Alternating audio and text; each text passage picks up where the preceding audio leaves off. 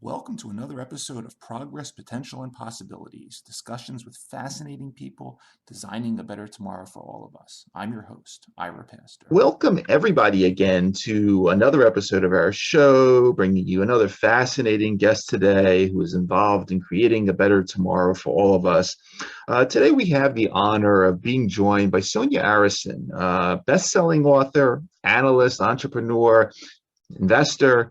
Sonia is the founder of 100 Plus Capital, which is a venture capital organization that invests in companies that are positively impacting human longevity. She's also chair of the Alliance for Longevity Initiatives, which is the first and only 501c4 nonprofit organization founded with a goal specifically of creating social and political action around the issues of combating age-related chronic conditions, increasing our healthy disease-free years. Sonia was also the co-founder of Unsugarcoat Media, which was acquired by Medium, was an associate founder of Singularity University. Sonia's research focuses broadly on exponentially growing technologies, their impact on society. Her book, 100 Plus, How the Coming Age of Longevity Will Change Everything from Careers, from Relationships to Family and Faith, broadly addresses social, economic, and cultural impacts of radical human longevity. It gained national bestseller status.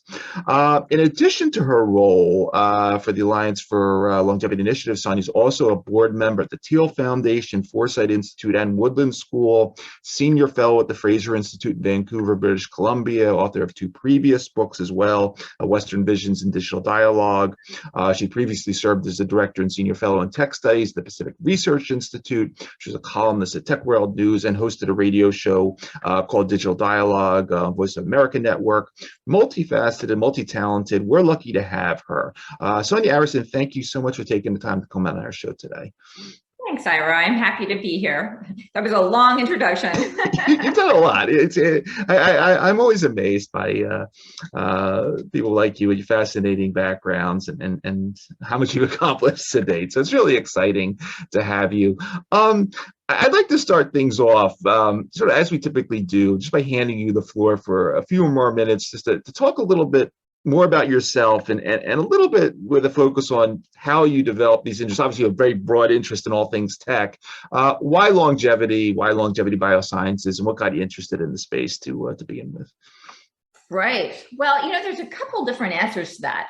The personal answer is that I had fairly long-lived grandparents, and they had a big role in my life. My parents were divorced, and my grandparents kind of stepped in as secondary parents. And so my grandmother and grandfather really had a big hand in raising me. And I was fortunate that they lived, fairly long. My grandmother lived until her late 80s, and then my grandfather lived to be 103 years old. And he was healthy right up until the end, which is what everybody wants, of course. Growing up, I just remember people saying to me, because my grandparents were always, they were delivering Meals on Wheels to people, and they took me with them, and they were volunteering here and there, and they were volunteer editing their newspaper, and they were very, very active in their community, and they had a lot of energy. And I remember people saying to me, as I was growing up, wow, I can't believe those are your grandparents. Grandparents don't do that.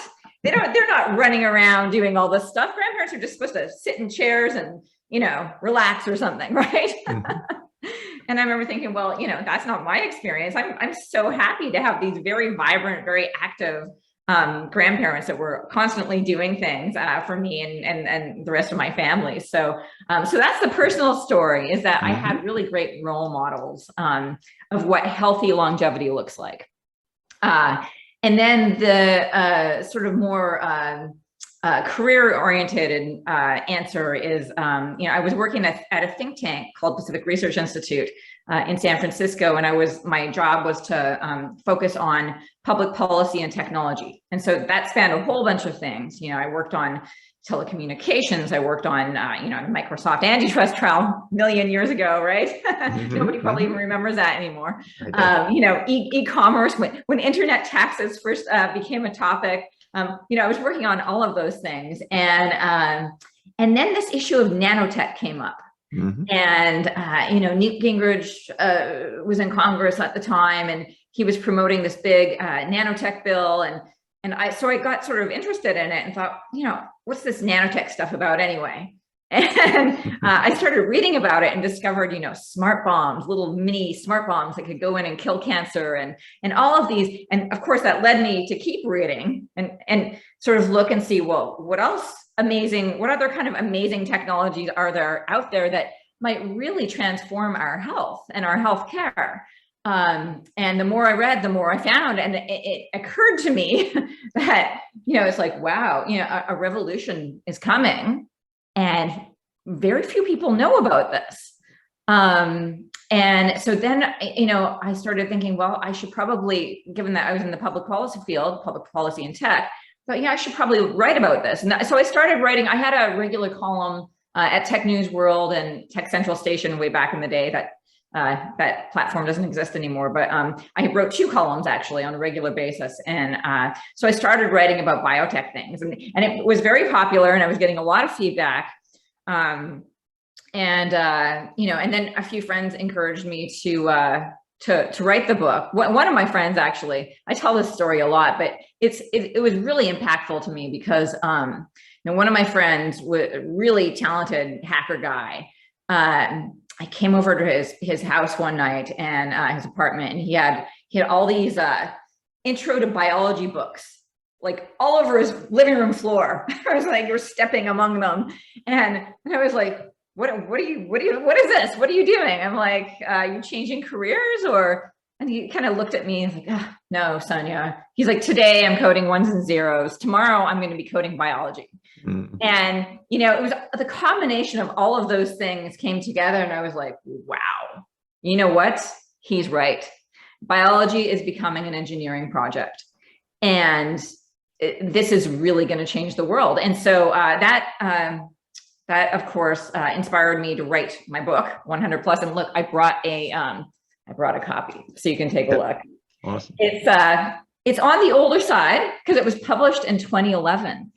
But all of the chapters, except for the science chapter was out of date immediately after I wrote it, because of course all of the stuff is just moving so quickly. But the rest of the chapters on how longevity technologies will change our lives are still relevant. This book has legs because we're just still at the beginning of the revolution. But how is increased health spans? And I prefer to talk about health spans rather than lifespan, because nobody wants to live a long time and be old, like feel old and feel sick, and nobody wants that. Everybody wants to be healthier for a longer period of time. They want to feel vibrant and energetic.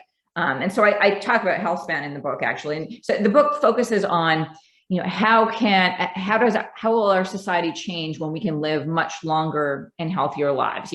What do our families look like? What happens to the environment? What happens to population as more people can live longer and healthier lives? What about the economy? The economy is a big one, actually. There was so much data. That was the easiest chapter to write because, most people don't realize this, but economists have been focusing on this for a very, very long time. Life expectancy has a huge impact and health expectancy.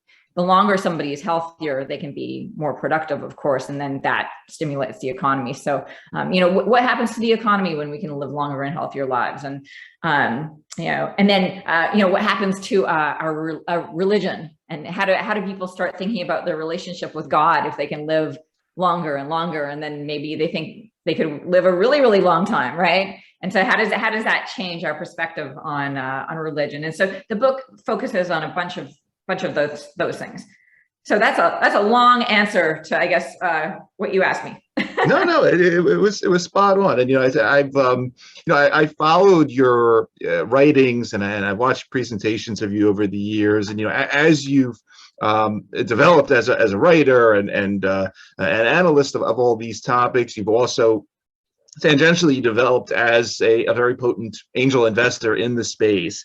You have 100 plus capital. And I thought the interesting thing about 100 plus, when I was like sort of going through the portfolio and looking at some of what you're involved in, is that you're not just sort of looking at the companies that may be developing those magic bullets and pills and injections and whatever it may be that are going to help make 90 the new 40, whatever. But you're investing more broadly. You're looking at things like foods and obviously devices and a lot of the apps that may feed back into some of what you were just talking about in terms of social change, what have you. Talk a little bit about that, because I think it's kind of refreshing, because I do talk to a lot of people on the show with the magic bullets, but at the same time, for every one of them, there's a health tech firm or an age tech firm that's like, no, we're important too. So talk a little bit about the strategy that you put together at 100 Plus Capital. Right. Yes. My strategy is different from most longevity investors in that I am focused on the broader. And I think because my book is so broad based, it gives me a broader perspective on what longevity means for us as a society. And so I am focused. I am invested in some of the magic bullets.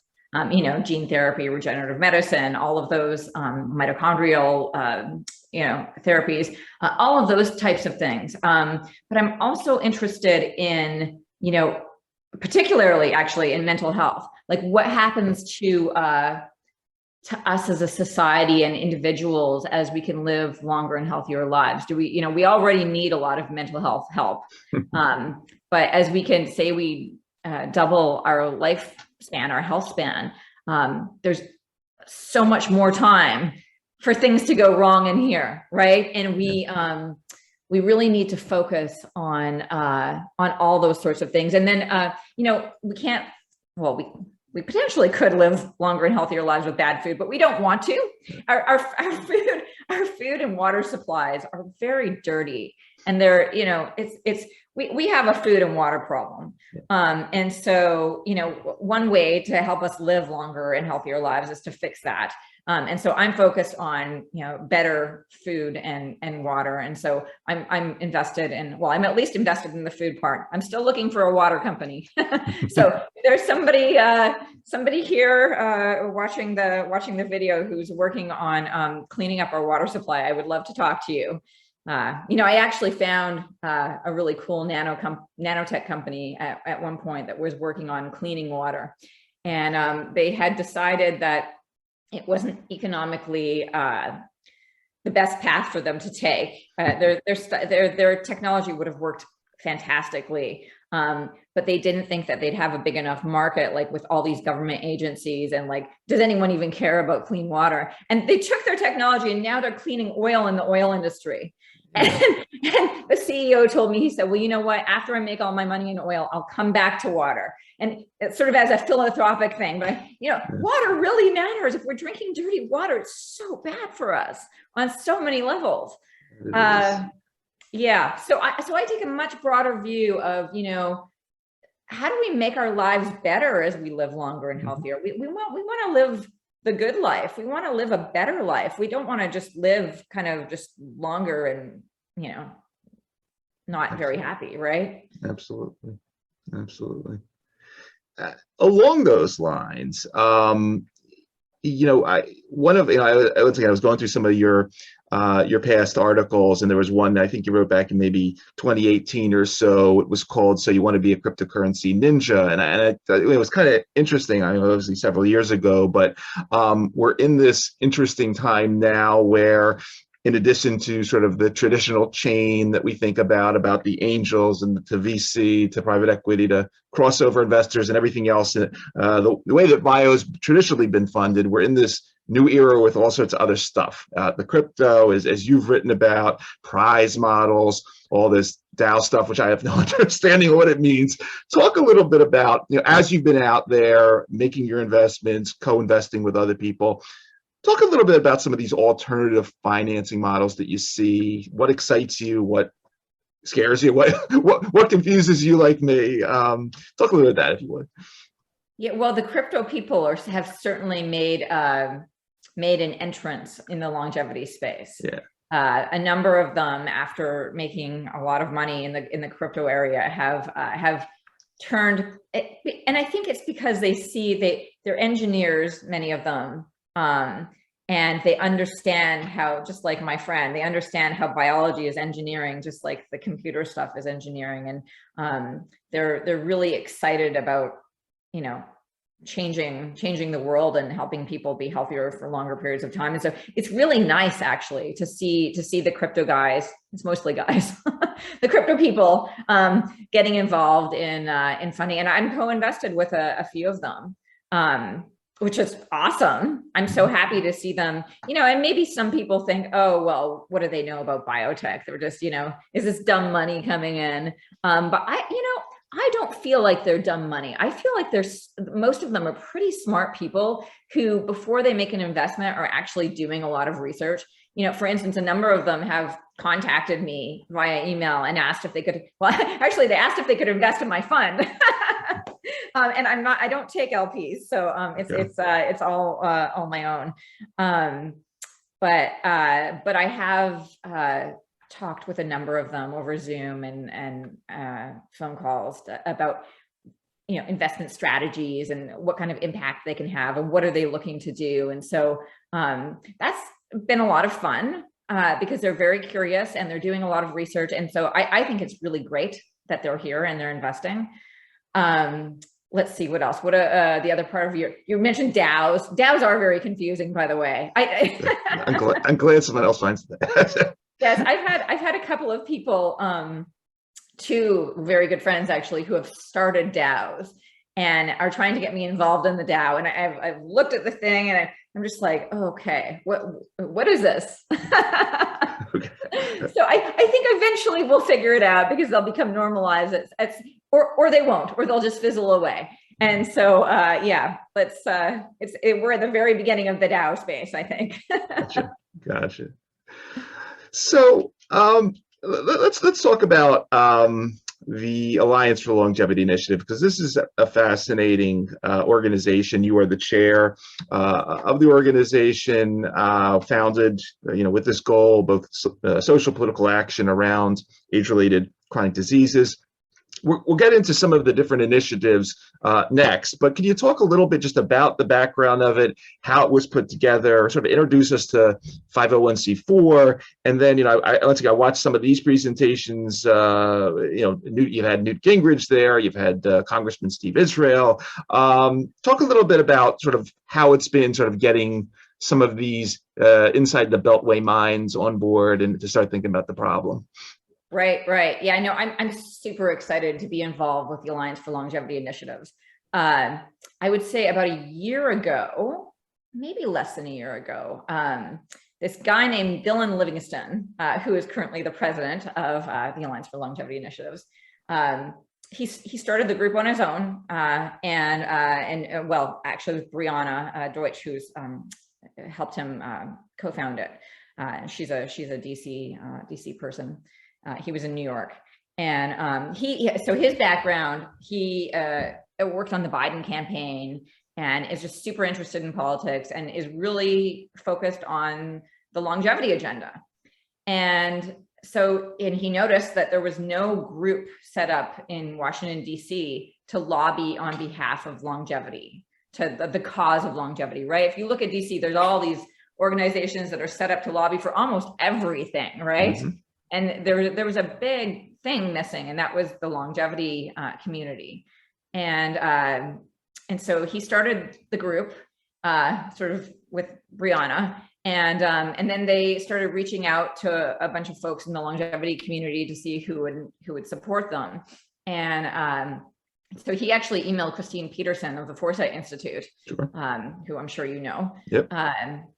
before talking with me, and sort of asked her, well, who do you think I should talk to? I need to create a board. He didn't have a board. It was just the two of them, just he and Brianna in the beginning. I need to start a board. I need to grow this thing into something that can really have an impact in DC. And so, so Christine did a Zoom call with him and sort of interviewed him to make sure he wasn't some weirdo. and she was sufficiently impressed by him that she sent me an email, and she said, there's this guy, and he started this, and Christine and I have been friends for many, many years. I've known her for over 20 years, I think. And I've been involved with the Foresight Institute for at least that long. And as you mentioned, I'm on the board now. And so, and Christine and I over the years have been talking about the need for a public policy group that focuses on longevity.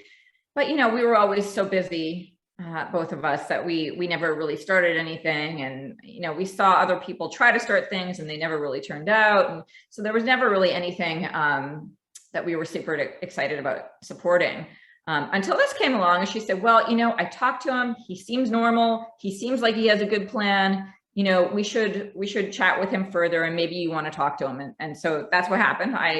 She put me in touch with him, and then we had a Zoom call. And I am still very impressed with Dylan. Dylan is doing a great job.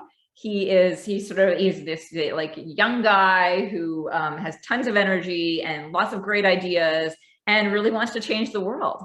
And personally, I'm super excited about it because, as you know, I have a background in public policy. And so I've always felt guilty that I have never helped start something to change public policy in America on the topic of longevity. And so when Dylan came along and sort of presented this to me and asked me to join the board, of course I said yes, because it's something that I really want to do. And so just to answer your previous question, you were saying, explain what a 501c4 is versus a 501c3. People hear about 501c3s all the time.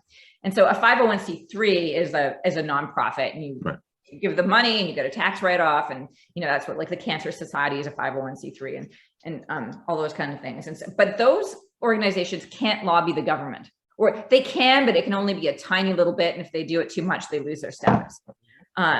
So you can't be a 501c3 if you want to lobby the government on behalf of an issue. So 501c4s that's the vehicle to lobby the government, where you can actually go knock on Congress critters' doors and say, hey, we need to change the laws. We need to make it easier for longevity technologies to grow and roll out to consumers. And so that's what we're doing. And I'm super excited to be involved with it. Like I said, it's been a year, maybe less than a year since we started, and we've got so much support. Like you mentioned, we already had Newt Gingrich and Steve Israel, so a Republican and a Democrat, get together and talk about this issue at our launch event. And it was great because, Steve Israel was sort of like, oh, I can't believe I'm agreeing with Newt Gingrich. And, I feel like longevity is the one topic left in the entire country that both sides can agree on. We can all agree that we don't want to be sick. Right. So thank goodness for that, right? Absolutely. Yeah, I've watched several of those videos and just really been amazed at the sort of the discussion and the scope of what the organization is trying to achieve. And I think it's really fun just to unpack some of this, because I think to fully explore the different routes here to make this theme so much more prevalent in sort of as a talking point amongst American society. And so there's these three baskets: refocus, research, and reform. And I'd like to go into all of them. I actually like to start with research, actually, and there's two components to what you're doing here. One has to do with increased funding of the National Institute of Aging, and people probably are aware, we sort of discussed this a little bit on previous shows, that the NIA, National Institute of Aging, small part of the NIH gets a small part of its total funding. And then there's a second part of what you're focusing on, which is something that's very timely, sort of the advocating for ARPA-H, which was just recently announced by the president, but with a focus on geoscience. And I thought this, it's interesting because I've had several guests from DARPA on this show over the last couple of years. And one of them, Dr. Jeffrey Ling, who was the head of the Biologic Technologies Office, he went through this whole explanation about how DARPA type model, DARPA itself, doesn't do things, like the venture capitalists and the grant making organizations for that matter. They don't sit around for 6 months, 9 months doing all sorts of due diligence to see if your stuff is, is going to work and looking for all the risk in it. DARPA basically takes this, they basically look at it. They say, is this cool?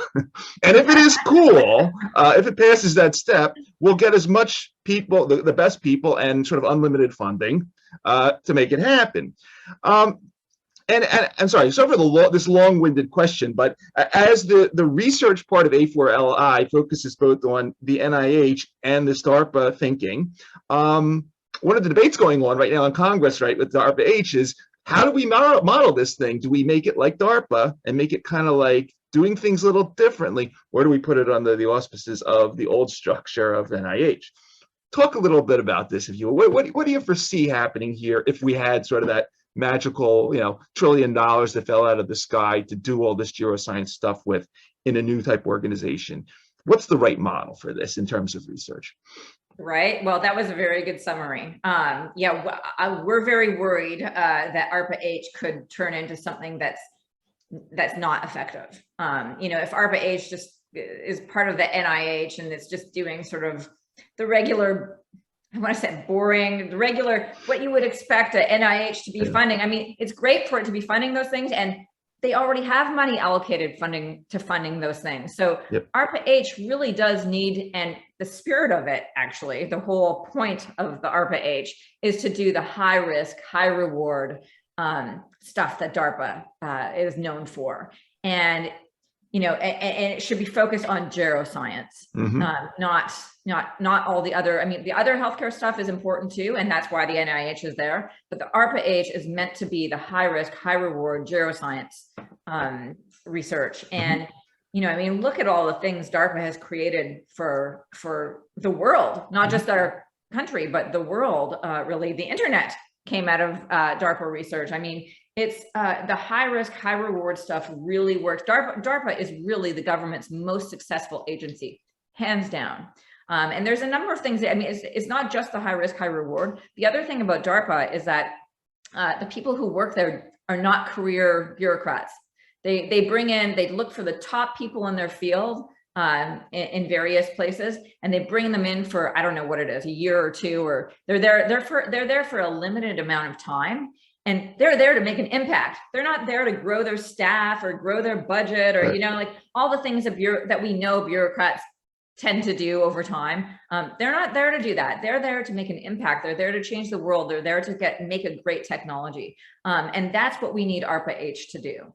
And so we are going to be lobbying very strongly to make sure that and this is what President Biden wanted to do with ARPA-H. And so this is how it's been proposed, and this is how it should stay. And we can't let the other lobby groups who are just looking for more money for whatever they're doing to get a hold of it, because this is a really important thing, not just for us, but for the entire globe, for all of humanity, for ARPA-H to function as it really should in the geroscience space. And so the Alliance for Longevity Initiatives will be working laser focused on making that happen. Awesome. That's great to hear it. The refocus, second part of the A4LI initiatives here. You mentioned, you talked a little about this at the beginning, sort of this longevity dividend that we don't normally think too much about, but if we can extend that that health span, that healthy part of life, the economic benefits are just staggering in terms of the numbers, and we've seen these recent papers that are sort of in the trillions of dollars per year realized. Talk a little bit about that, because I know, we currently have sort of this United States Special Senate Committee on Aging, and my senator, Bob Casey's the chairman of it. They do all sort of the traditional stuff again, thinking about Medicare and so forth. What's a strategy? How do you get that longevity dividend thinking into some of these folks' mind? Because it's something that ain't there yet, right?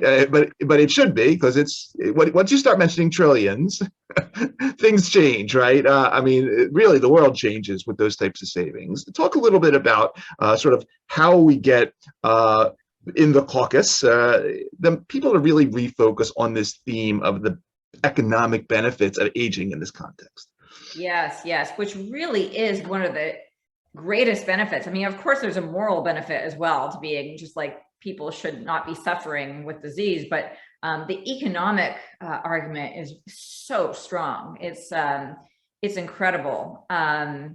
Yeah, so it's really about educating our politicians, because a lot of them don't really even know this exists. I mean, Newt Gingrich is sort of unique in that way, that he was thinking about this many years ago, even with the nanotech when he was still in Congress, and he's still thinking about it. Of course, that's why he was part of our launch event. But most politicians, this is not on their radar. Most politicians are worried about cancer, heart disease, Alzheimer's, which are all the diseases of aging. Yep. So they're worried about aging. They just don't realize that they're worried about aging. And so we have to educate them so that they understand that all the diseases that they're trying to fight and all the committees that they're on actually have a common root cause. And if we address things at the root, we can have positive results downstream. So education is a big part of what we're doing at the Alliance. And we've been doing public polls. We've done 2 public polls. One of them has been publicized. I think the other one's still coming up. So doing those kind of things, the media stuff, the public polling, to show, because the politicians, of course, care what the public thinks. And then just going and meeting one-on-one with a lot of them and trying to explain to them how important this issue is. Then the other thing is, you mentioned the caucus. So that's our big goal for this year, actually, our number one goal, because it sort of precedes everything else we want to do, is to create a longevity caucus in Congress. So right now we're in the middle of putting it together, and it's got to be bipartisan. We're a completely bipartisan organization, so we need a Democrat and a Republican to co-chair the caucus. We've already got a Democrat, and we're just working on the Republican right now. But I don't think that'll be hard, actually. The Republicans understand the economic argument right away. Like it's, they're sort of driven by that issue, right? And so that always makes a big splash with them. So I don't think it's going to be difficult to get the Republican on board. And then we grow the caucus, and then we have this group in Congress of elected individuals who can really help us propose legislation, get legislation passed that benefits the longevity agenda. So that is our big thing. So we'll be announcing the caucus hopefully very soon. I can't tell you who it is yet, but we're really excited about it. Mm-hmm. So let's see. What else should I say about that? I'll have you back on another show if you give you the scoop. Yes. Like once we actually get the caucus up and running. I mean, well, you mentioned all the economic benefits. I mean, it really is in the trillions, and it's like, there was a paper that came out by David Sinclair and a couple of other people that showed, I think it was like 1 year of extra healthy life is worth like 38 trillion, and 10 years is worth like 367 trillion, but it's not just that. There's also a competitive advantage, by the way. So, which I think will convince people on both the Republican and Democratic sides, particularly now as we're seeing the world in turmoil and, Russia going into the Ukraine, and we don't know what China is going to do. And, in order to keep ourselves competitive compared to them, we really do need to work on health expectancy, because, if you look at some of the data, there's one paper that I cited in my book by a Harvard guy and a Queen's University guy that showed that even if when you have countries that are comparable economies or similar economies, so two countries with a similar economy, and one has a 5-year life expectancy advantage, that advantage translates into like a 0.5 percentage more of real income per capita every year, which doesn't sound like a lot, but it is. 0.5 percentage point of real income per capita is a really, really big deal. It's hard to get. So that's only with 5 years life expectancy advantage. Imagine if you had 10 years, 20 years, 30 years, right? Mm-hmm. How much stronger would we be in the long term? And so this really it's a national security issue as well as a economic and moral issue. The third basket, this is the one that gets my heart beating a little bit, just because I've been to the FDA a few times in my career, but reform. And everything, in this list, you have things that span from foundational type technologies, things like organ on a chip, which I foresee, things that could potentially eliminate a certain amount of, say, animal testing or maybe early clinical testing that we can get done via some of these unique in silico methods. There's this area of the concept of multi-morbidity, where one can package together a variety of different disease endpoints. And then the big one, getting some of organizations like the FDA to understand that aging is this pathologic disease state, and we can develop drugs for it. Talk about sort of where you are, and obviously this, when someone says the FDA, you always think of, there's these agencies of the government that sort of are sort of sovereign places on their own. Talk a little bit about your plans here and a little bit of any experience you had to date with dealing with sort of changing or reforming things at the FDA. Yeah, I'm optimistic about the FDA. The FDA has held hearings on whether or not aging is a disease, and they're looking into it and they're thinking about it. One of the things I discovered after becoming chair of the Alliance for Longevity Initiatives is that some people find it very controversial to say that aging is a disease. And that surprised me, to be honest, because, I've been in the longevity community for a long time, and, aging seems like a disease to me. I mean, we all get it, and then it causes us to die. So that seems like a disease. But there was a lot of, when we brought that up at some of our meetings and talked to a number of people in DC, it turns out that that's a very controversial thing to say. And so we realized that probably is not the best thing for us to do if we want to help longevity companies get their therapies through the FDA faster. It's semantics, right? Do you want to call it a disease? What do you want to? It kind of doesn't matter. The point is, what we really need, and which you just said, is we need to have a better pathway for longevity companies to get their therapies through the FDA. And so what we're doing at the Alliance is we're not saying that aging has to be called a disease, because that's, that can be a debate for maybe some conference somewhere. Sure. But what we really need is a better pathway for approval for longevity therapies. And there's models for how that can be done, like say in regenerative medicine.